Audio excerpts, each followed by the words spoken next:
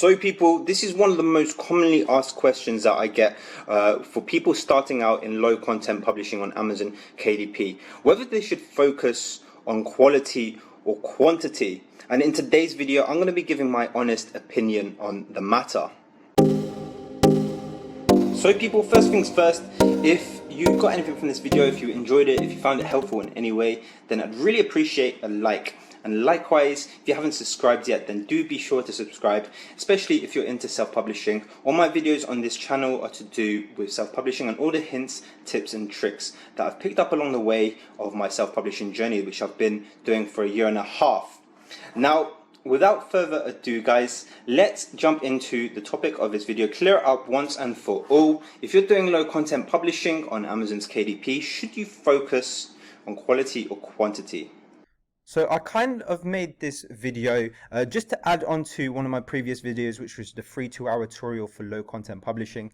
In that video that I'm going to put up now, so what we're going for here is compound royalty. The more books you have on the marketplace, the more money you're looking to make per month. I just wanted to clarify it because I don't want people getting the wrong impression thinking that they should just go for quantity and just publish as many books as possible, you know, in the hundreds and thousands without focusing on quality first. So my answer to this question, quality versus quantity, which one should you pick, is start with quality and then focus on both. And I'll get into quality in a little bit and what quality is. But the reason for my answer is when we go and think about the company that we are publishing our books with, Amazon and Amazon Kindle Direct Publishing, then their biggest ethos that Jeff Bezos came up with to start with Amazon was that he'd always put the customer first. He said, described his company as a customer-centric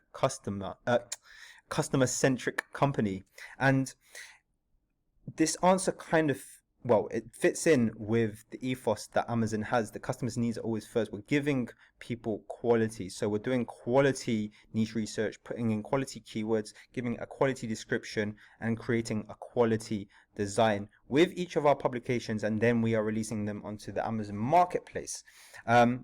So you want to focus on this first. You want to give your customers quality so that they'll be happy with it. And then you're going to be on Amazon's good side. If you're going to head off for quantity first and you're just publishing loads and loads of books that are very, very similar to each other, they have a lot of irrelevant keywords and stuff like that, then although it's not directly against their terms and conditions, publishing lots of books, it's not probably going to fall on their right side if it starts causing issues down the line. So you want to be focusing on quality first, and then of course you want to focus on both once you've nailed the quality. And I say this because you also want to attend to your business needs. If you do want to run your publishing as a business, then you also need to attend to that.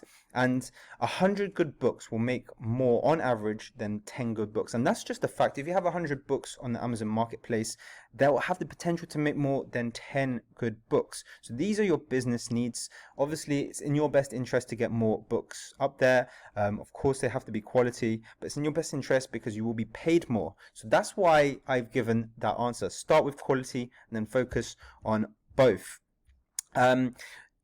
I just want to clear this up as well because you may have seen other answers from other different people saying just focus on quality. I saw this statement once as well. Someone said, I've seen people make 1,000 a month with 10 books and others $10 with 1,000 books. So what they're saying here is they're trying to convey the point that you know, quantity isn't everything, which I get, but this statement here is very mindset predicated. It's more mindset than it is practical advice. Saying this doesn't really get a publishing business anywhere practically. I mean, like, it's a good mindset to carry forward in that you want your books to be as good quality as possible, but it's not very realistic, as I'll show you with the statement below. If we compare a similar parable, say YouTube, for example, it's very similar to saying I've seen people get to 100,000 subscribers on YouTube with 10 videos, which is probably not wrong. Like, people probably have got to 100,000 subscribers with 10 videos, but it's not very practical advice.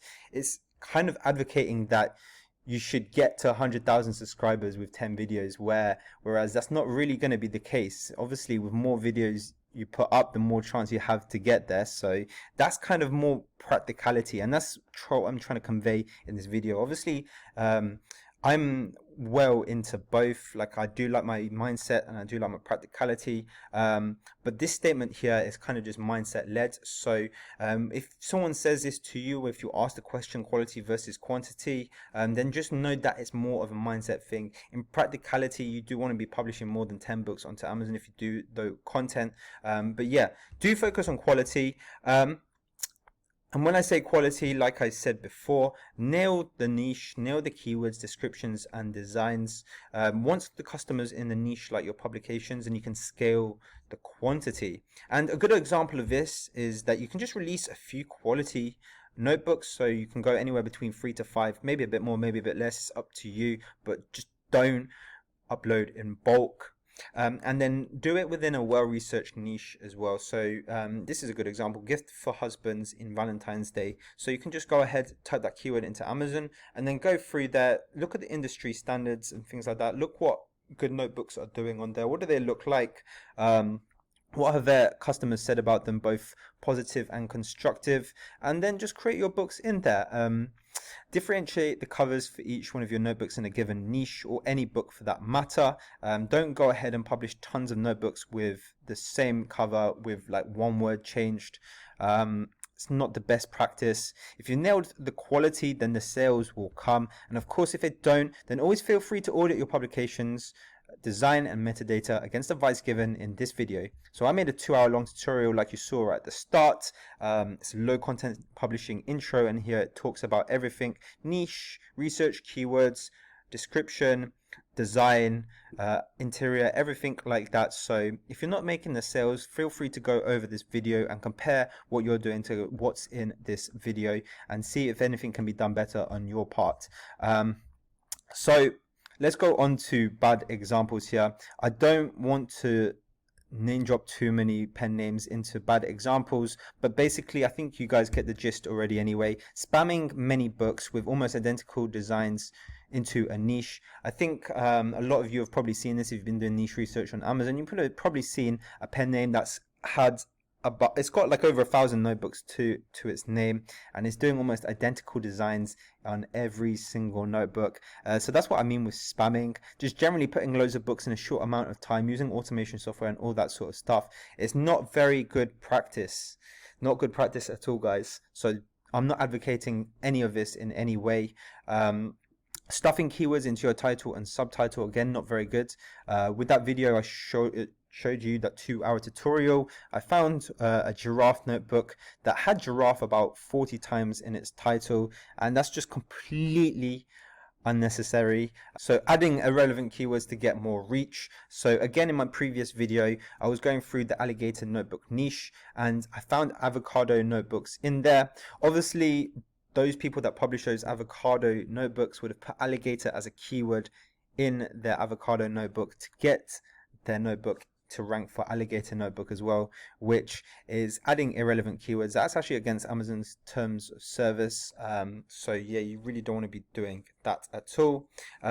What most people typically associate with quantity, so everything I just described there, people sort of that stigma attached to quantity publishing, this is what people do. So you don't want to be that person, guys. Focus on quality first, differentiate your work with nice designs and everything. Attend to the customer's needs. If you attend to the customer's needs, you will get sales, and that's how you grow your low content publishing business. I just wanted to clear that up in this video, guys. I hope this makes sense. If you do have any questions, feel free to drop a comment in below. But otherwise, thank you so much for watching this video. Again, if you haven't liked it yet, be sure to like and be sure to subscribe if you haven't done so already. Again, thanks for watching. I'll see you all in the next video. Take care.